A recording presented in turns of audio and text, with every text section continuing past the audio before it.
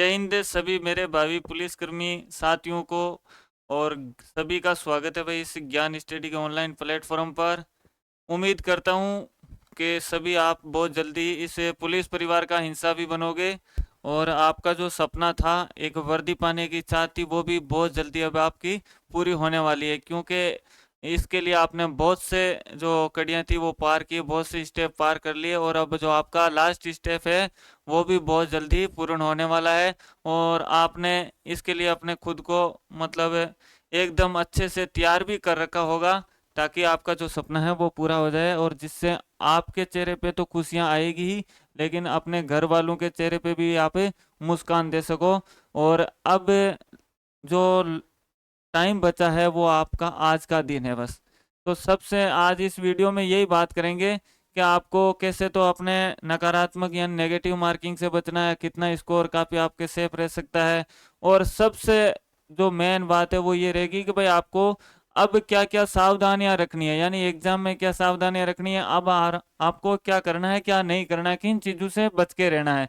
आप video last तक देखना। हो सकता है 15 से 20 मिनट का वीडियो होगा, तो इतना सा आप टाइम निकाल के आप वीडियो जरूर पूरा देखना, ताकि आपके लिए ये वीडियो जरूर हेल्पफुल होगा, ये मुझे पूरी उम्मीद है। तो सबसे पहले तो आपने अपने जो तैयारी है उस तैयारी को अंतिम रूप दे दिया होगा भाई, क्योंकि जितना पढ़ना था, जितनी अच्छे से तैयारी करनी थी वो आपने कर ली। क्योंकि अब समय बचा है आज का दिन, कल तो आपके एग्जाम है। इस मौके पे यानी जो लास्ट टाइम है ना, ये मतलब बहुत इंपॉर्टेंट टाइम हो जाता है स्टूडेंट के लिए। क्योंकि इस समय बहुत से ऐसी चीज़ें होती है जिससे अपने नर्वस हो जाते हैं, अपना कॉन्फिडेंस है वो बिल्कुल लो हो जाता है।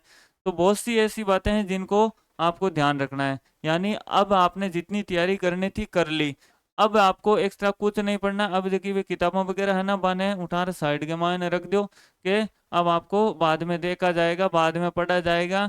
क्योंकि आप आज के दिन में मान लो कि आज आज का टाइम है आपका, आज शाम को भाई आप अपने सेंटर जहाँ एग्जाम सेंटर है वहां भी जाओगे, तो ज्यादा से ज्यादा क्योंकि अपन क्या करते हैं, जब तक एग्जाम सेंटर पर पहुंचते हैं ना, एग्जाम चालू होता है उससे 1 घंटा पहले तक भी अपन लगे रहते हैं किताबों में या ऑनलाइन लाइव क्लास देखने में, और 1 घंटे पहले तक भी कमाए ज्यादा फायदो को नहीं, जब तो ज्यादा फायदो हुए ना भी ज्यादा तो नुकसान हो जावे। क्योंकि मतलब आप भी चीज़ें देख देख इतना प्रेशराइज हो जावा कि मतलब जो चीज़ें आवे ना, वे चीज़ें भी आपा के मतलब दिमाग में निकल जा कि यार इसकी भी क्षमता होती है बहुत। और ये तो उस समय एग्जाम के समय में तो माइंड भी इतना काम करता है, इतना मतलब लोड रहता है। तो ऐसे सोचो कि क्योंकि आप जब आपने पेपर दिया होगा, पहले आपने देखा होगा, आपने चीजें पढ़ ली, अब आपको लगता है ऐसा है कि यार मेरे को अभी याद नहीं है। जब भी कोई चीज नई सामने आती है आप उसको पढ़ते हो, तो आपको लगता है यार ये तो मैंने पढ़ी नहीं है, मेरे को याद नहीं। और ऐसे लगने लग जाता है यार जैसे सारा ही भूल गए। लेकिन फिर भी एग्जाम हॉल के अंदर आप जब पेपर सोल्व करते हो तो आपको मतलब वहां पे ऑटोमेटिकली आ जाता है ना,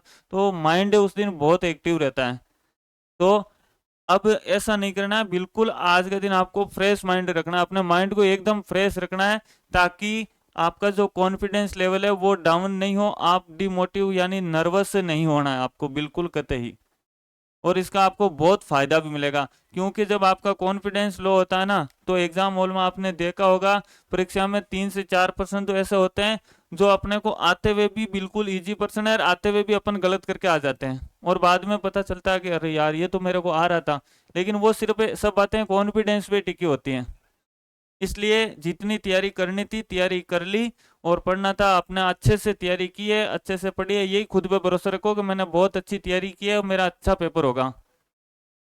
और क्योंकि मेरे व्हाट्सएप नंबर लगभग मेरे जो भी साथी जुड़े हुए हैं ना उन सब के पास है, तो मैसेज वगैरह आते रहते हैं वीडियो पे कमेंट भी कि सर मैंने वो टेस्ट सीरीज ले रखी है, तो मेरे वहाँ पे 90 नंबर आ रहे हैं, मेरे 100 नंबर आ रहे हैं, क्या मेरा हो जाएगा। तो जब भी मैंने ये सोचा कि यार एक वीडियो बना के, और क्योंकि ये आपके लिए बहुत वीडियो हेल्पफुल भी होगा, और यदि आपको फिर भी लगता है आपके पास नंबर नहीं है या कुछ पूछना है जानकारी लेनी है, तो आप इस पे व्हाट्सअप मैसेज करके व्हाट्सअप व्हाट्सअप ही करना। आप मेरे से कुछ भी पूछना चाहते हो तो पूछ सकते हो, आप इस पे व्हाट्सएप पे कर देना। और यदि चैनल पर नए हो तो चैनल को भी सब्सक्राइब जरूर कर लेना, और ये वीडियो सभी अपने मित्रों के साथ शेयर करना, ताकि सभी को फायदा हो सके। तो सबसे बड़ी बात तो आपको जो बड़ी बात थी वो बता दी, यानी अब आपको सेफ रहना, अपने फ्रेश माइंड को रखना है, ज़्यादा से ज़्यादा ऐसे काम में या ऐसी बातों में व्यस्त रखना है ताकि मतलब कोई नेगेटिव विचार नहीं आए, या अपना जो खुद है अपने आप को खुशी के साथ रख सके, आराम से एकदम माइंड फ्रेश रख सके, ऐसे काम में बिजी रखना है। अब दूसरा है कि सबसे बड़ी बात ये भी एक इम्पोर्टेंट है आजकल के, अपन देखते हैं कि जब भी किसी का पेपर होता है तो आप अगले दिन न्यूज़पेपर वगैरह देखते हैं तो आपको ऐसे बहुत सी मतलब फोटो वगैरह देखने को मिल जाते हैं, कुछ ही आती है जबकि पूरी तो आती नहीं है मतलब, लेकिन अपन देखते हैं ना ऐसी न्यूज़ कि सिर्फ 4 मिनट की वजह से एग्जाम सेंटर में प्रवेश नहीं मिला, सिर्फ 10 मिनट लेट होने के कारण प्रवेश नहीं मिला, रोते रहे बिलखते रहे। तो अपने को ऐसा काम नहीं करना है, यानी अपने को एग्जाम सेंटर पर यदि 1 से आधा घंटा पहले पहुंच जाए तो कोई ज्यादा वो नहीं है, यानी कोई नुकसान थोड़ी होता है भाई। आप 1 घंटा पहले पहुंचने की कोशिश करना। यदि 10 बजे से एग्जाम है, 9 बजे से एग्जाम है, तो आप 8 बजे ही एग्जाम सेंटर पर, यानी जिस टाइम एंट्री है उससे आप लगभग 1 घंटा पहले पहुंचने की ट्राई करना। और 1 घंटे पहले ट्राई क्या, पहुंच ही जाना। क्योंकि भाई ऐसे सोचो, जिस के लिए आपने 12 महीने से मतलब दौड़ के लिए, मतलब फिजिकल के लिए कितनी दौड़ की तैयारी की, पहले सीईटी की तैयारी की, उसके बाद में फिजिकल, और उसके बाद में अब एग्जाम के लिए 3 से 4 5 6 महीनों से आप कितनी अच्छे से तैयारी कर रहे हो। और उसके लिए जब 1 घंटे के लिए या 10 मिनट की, यानी 10 मिनट की वजह से यदि आपको एंट्री मतलब अपने साथ वो वैसा होता है तो आपको दुख तो होता है, मैं मानता हूँ दुख तो हर किसी को होता है, लेकिन वो भी क्योंकि जो नियम है, नियम सबके ही लागू होते हैं, बराबर होते हैं। और ऐसे तो है तो फिर तो ऐसे वो होता रहे तो फिर मतलब 2 घंटे तक एंट्री चालू ही रह सकती है। तो मतलब उनकी जगह वो भी सही है, इसलिए अपने को क्या काम करना है, लेकिन इतना टाइम यदि 12 महीने से अपन ने इतनी मेहनत की है तो 1 घंटा पहले पहुंचने की कोशिश करना, ये आप विशेष तौर से ध्यान रखना। तो दो चीज ये हो गई। तीसरी चीज, आप मान लो एग्जाम सेंटर पर पहुंच गए, अब बाकी की जो सावधानियां हैं, जो चीजें ध्यान रखनी है वो आपके एग्जाम सेंटर की। तो एग्जाम सेंटर में जाने के बाद में सबसे बड़ी चीज तो ये है, वहाँ सेंटर में ये ध्यान रखनी है, आप हॉल एग्जाम हॉल के अंदर बैठने के बाद में आपके जो भी वहाँ पे चीजें फॉलो करनी है, वो एग्जामिनर के जो इंस्ट्रक्शन है उनको आप विशेष तौर से फॉलो करना। आप उनके उन इंस्ट्रक्शन का पालन जरूर करना जो एग्जामिनर वहाँ देता है, क्योंकि अपनी तरफ से एक्स्ट्रा ऑर्डिनरी बनने की कोशिश मत करना, वो कभी कभार है खुद के लिए नुकसानदायी साबित हो जाती है। क्योंकि मान लो कि कंप्यूटर बेस्ड एग्जाम है, सीबीटी है, कंप्यूटर आपका खुद नहीं आ रही है, तो मेरे को आता है, मैंने बहुत कंप्यूटर चलाए हैं, अभी ले एक्स्ट्रा ये बनता हूँ, तो मतलब कई बार है ना वो गलत हो जाती है अपने साथ चीज़ें। तो मतलब जो भी एग्जामिनर के इंस्ट्रक्शन रहे, उन इंस्ट्रक्शन को फॉलो करते हुए ही आगे बढ़ना है। उसके बाद में जब भी आपका एग्जाम स्टार्ट हो जाता है, आपको वहाँ भाई रफ पेपर भी वगैरह सब कुछ मिलेगा। अब उसके बाद में उनके इंस्ट्रक्शन को फॉलो करते हुए आपने एग्जाम मतलब स्टार्ट भी हो गया, लेकिन उसके बाद में यदि एक चीज ये भी ध्यान रखना कि कई बार क्या होता है, क्योंकि भाई टेक्निकल चीजें हैं तो टेक्निकल चीजें में प्रॉब्लम हो सकती है, ऐसे बात नहीं कि भाई किसी में भी हो सकती है टेक्निकल चीज है। तो यदि बाई चांस यदि आपके कंप्यूटर में और मैं जिस सीट पे बैठे हूँ आप उस सिस्टम में यदि कुछ मिस्टेक हो जाती है तो घबराना नहीं है। मतलब हाँ, आपको कोनों के यार अब मेरे कहीं मेरे को, अब मैं पेपर कौन दे पायो, मेरा मतलब इन तैयार करा पाऊँ 20 मिनट लग जाए, आधो घंटा लग जाए, ऐसा कुछ नहीं होता है। यदि आपने पुलिस वाले वैसे इंस्ट्रक्शन पढ़ा भी होगा, उसमें दे रखा है कि आप मतलब यदि आपके मतलब कुछ सिस्टम में खराबी आ गई, ये 20 मिनट उसको तैयार करने में लगे, तो वो आपके 20 मिनट नहीं काटे जाएंगे, आपको एक्स्ट्रा 20 मिनट मिलेंगे। तो ये चीज आप जरूर ध्यान रखना, इंस्ट्रक्शन को फॉलो करना, और कुछ भी मिस्टेक हो जाती है आपके सिस्टम में तो आप अपने जो हाथ उठा के इंस्ट्रक्शन को जो वहाँ पे है एग्जामिनर, उस एग्जामिनर को बता देना कि भाई सर मैं ये प्रॉब्लम, आप हाथ उठाओगे तो मतलब अच्छे से होते हैं, अच्छे से पेश आते हैं, आपके पास तुरंत एग्जामिनर आ ही जाएगा। आप उनको बताना है, खुद से सोल्व करने की, एक्स्ट्रा ऑर्डिनरी मतलब बनने की कोशिश अपने को नहीं करना है वहाँ पे, है ना। तो ये चीज़ों का ध्यान रखना। उसके बाद में अब आता है कि आपको जो ये सीबीटी एग्जाम है, और चाहे ऑफलाइन एग्जाम हो सीबीटी एग्जाम हो, सबसे इसके अंदर जो मेन महत्वपूर्ण भूमिका रहती है आपके पेपर में, वो रहती है टाइम मैनेज की। यानी भाई सबसे बड़ा जो मतलब वो है आपके टाइम मैनेजमेंट। इस पे भी बात करेंगे कि आपको किस हिसाब से टाइम मैनेज करना है, ताकि अच्छे से कम जो पेपर है ना, इस पेपर को 2 से 3 बार आराम से देख सको। यानी पेपर जो सोल्व करना है ना, वो भी 2 से 3 बार पढ़ के सोल्व करना है, 2 से 3 बार पूरे पेपर को। या मैं भी बताऊंगा, बिल्कुल आप 2 घंटे में कर सकते हो, और जिससे आपका टाइम मैनेज भी अच्छे से हो जाएगा।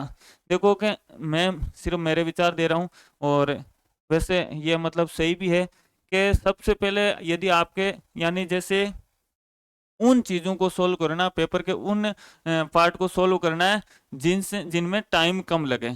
और आप सबको पता है, क्योंकि मान लो 2 चीज़ें, एक तो आपके जीके वाला ये पोर्शन है कंप्यूटर वाला, और एक आपके टाइम लगने वाला रीजनिंग वाला पोर्शन है, यानी रीजनिंग वाला पार्ट है। तो आपको पता है कि रीजनिंग में यदि 30 सवाल है तो 30 में से 30, 35, 25 जो भी सवाल है, मान लो कितने भी है, तो उनमें हर पेपर में 4 से 5% लेंथी पर्सन आते हैं। तो कई बार ऐसा होता है कि उन एक एक पर्सन में अपन 5-5, 4-4 मिनट खराब कर देते हैं, 6, 7, 8, 8 मिनट भी खराब हो जाती है।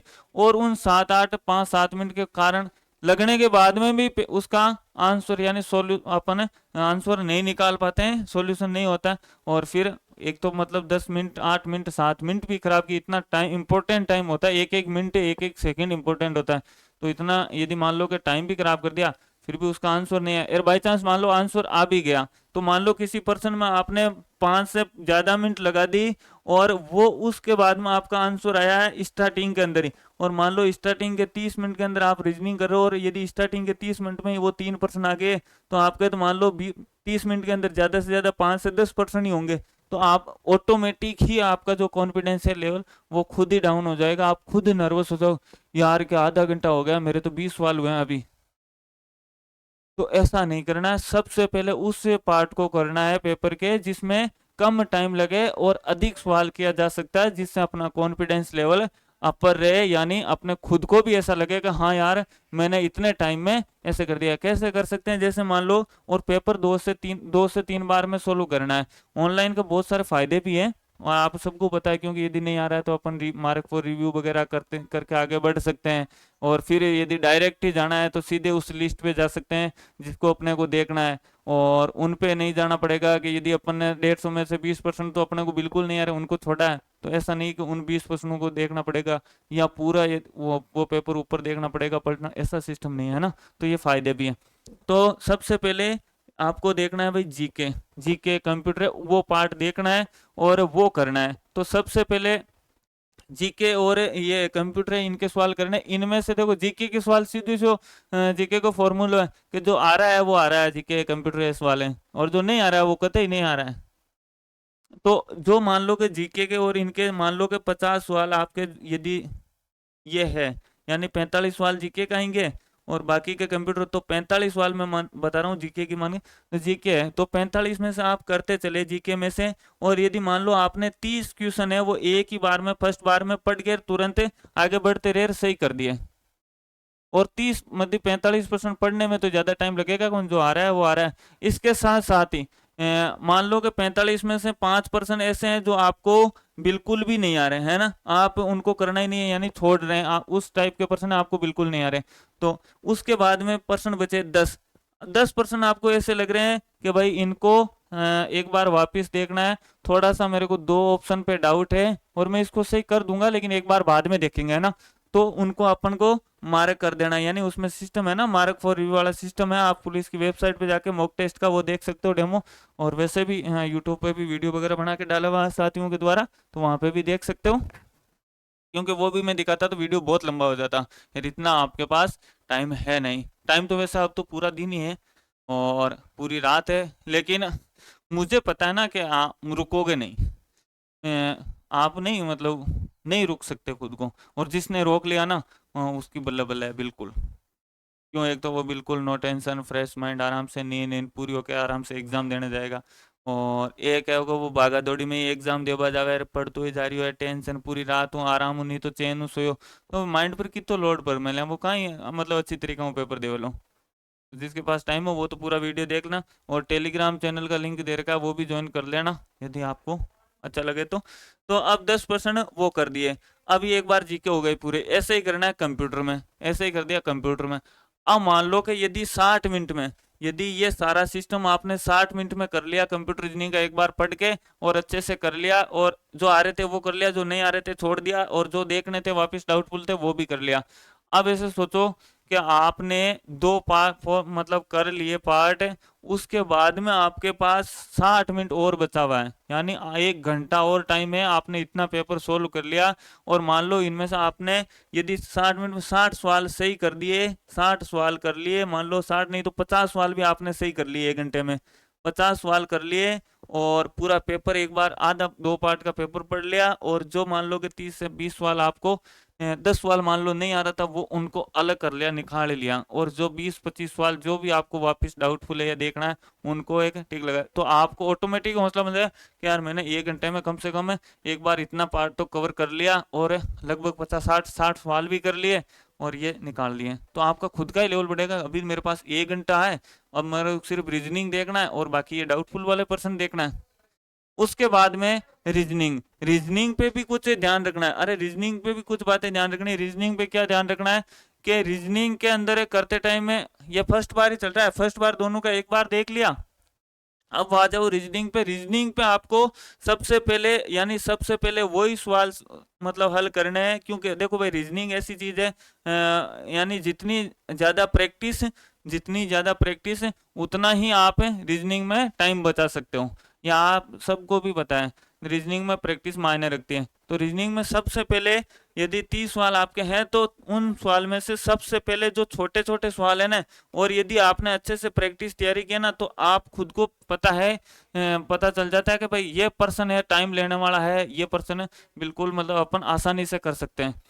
तो मान लो कि जो फर्स्ट बार में छोटे छोटे पर्सन है, या 30 में से 20 पर्सन भी है ना जो छोटे पर्सन है, आप उनको फटाफट से सोल्व कर लीजिए। और जो आपको लग रहा है मान लो कि 30 में से भाई ऐसा तो है नहीं कि पूरे ही आ रहे हैं, हो सकता है 3-4 पर्सन ऐसे हो जो बड़े लेंथी पर्सन हो, आप उनको रिव्यू कर दीजिए, और जो डाउटफुल है उनको रिव्यू कर दीजिए। तो सबसे पहले जो छोटे छोटे वाले है ना, वो एक बार में फटाफट से वो क्लियर करके वो कर लेना, और जो छोटे हैं जो नहीं आ रहा है वो तो बिल्कुल छोड़ ही देना, और जो लगता है कि ये इसको कर तो लेंगे लेकिन बाद में टाइम के हिसाब से करेंगे, उनको मार्क फॉर रिव्यू कर देना। तो एक बार पेपर मान लो आप 90 मिनट के अंदर पूरा पेपर कर लिया आपने, और पीछे मिनट बची है 30, एक बार पूरा पेपर पढ़ लिया आपने, और लगभग पेपर अच्छा खासा कर भी लिया।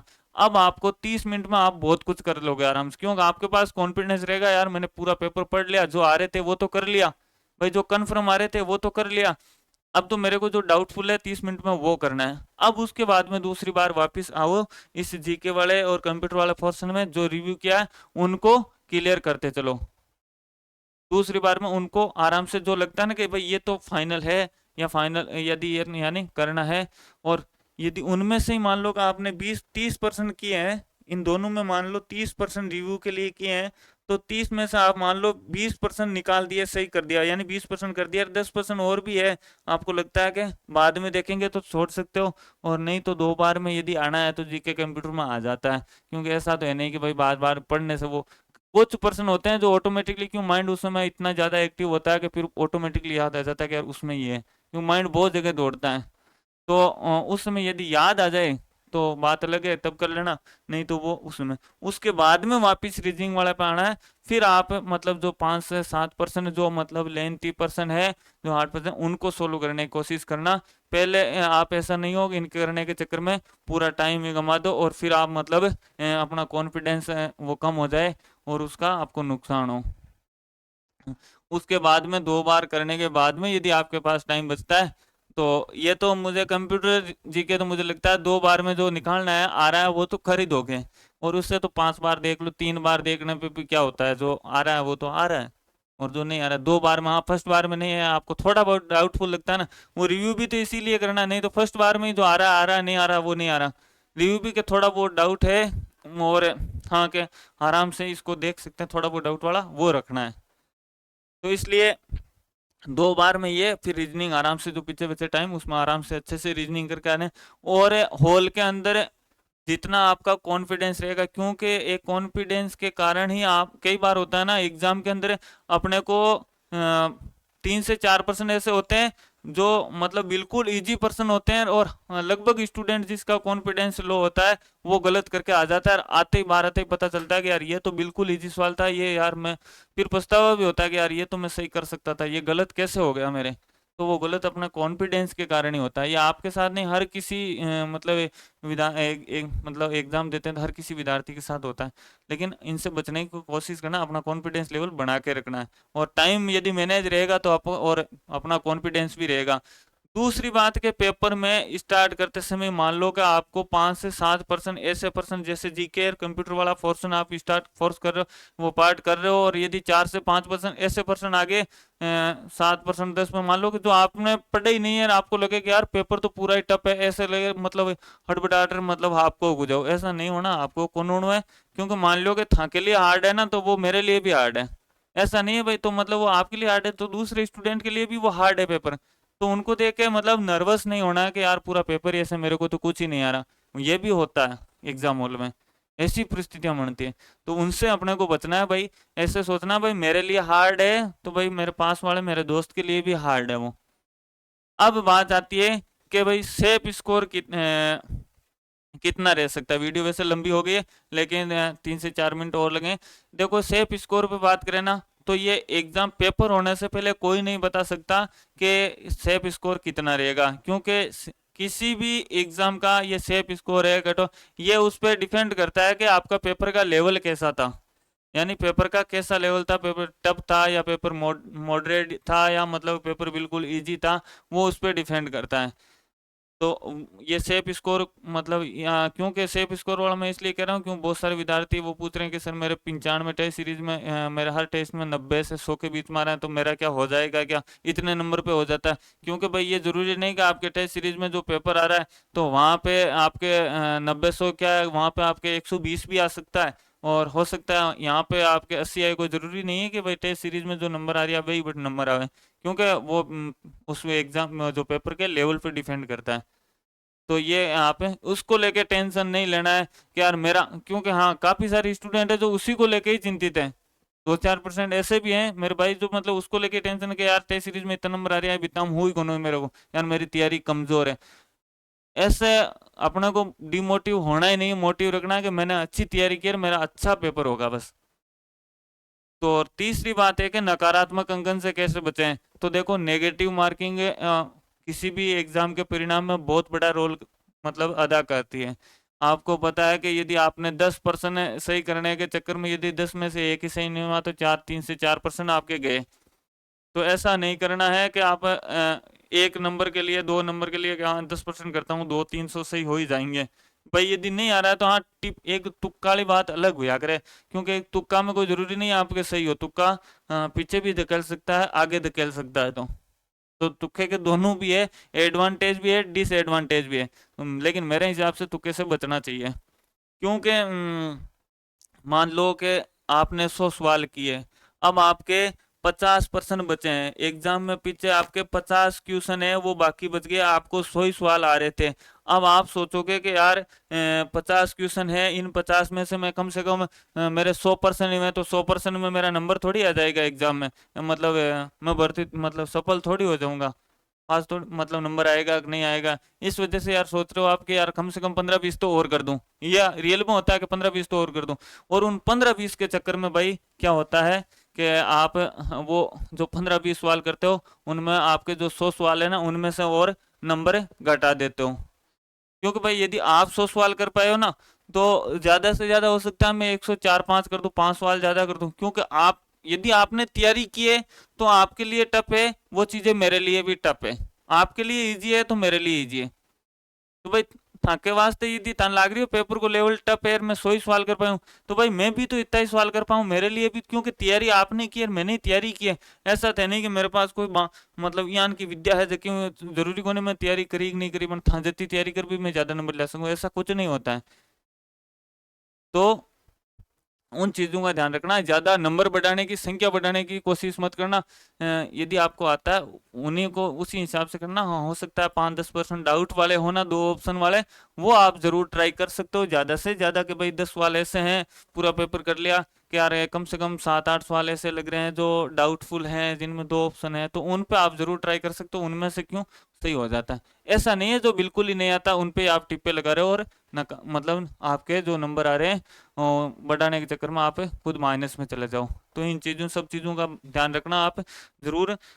ऐसा नहीं है कि एग्ज़ाम और 12 आने के बाद में अपने दोस्तों को कहेंगे मैं तो 130-40 सवाल करके आ गया, मैं 145 करके आया।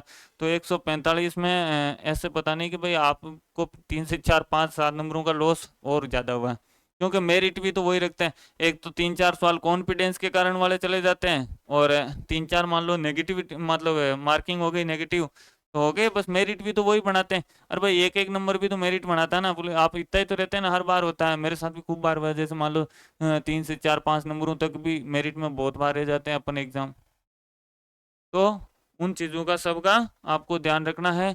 और सभी मेरे साथियों को, और सभी आप भावी पुलिसकर्मी हो, तो सबको एडवांस में बेस्ट ऑफ लक। आपको अच्छे से पेपर दे के आना, और फिर भी यदि आप डिमोटिव हो रहा, आपको कुछ डाउट हो किसी चीज़ को लेके, तो आप व्हाट्सएप पे पीछे जो नंबर दिख रहे हैं ना, आप इस पे ऑन करके मैसेज करके आराम से मेरे से बात कर लेना। किसी चीज़ की जानकारी लेना है तो ले सकते हो। तो सभी को बेस्ट ऑफ लक, आपका वेट करेंगे। आप जल्दी ही, बहुत जल्दी वर्दी पहनने का आपका सपना पूरा करके और इस पुलिस परिवार का हिस्सा बनो। जय हिंद, जय भारत।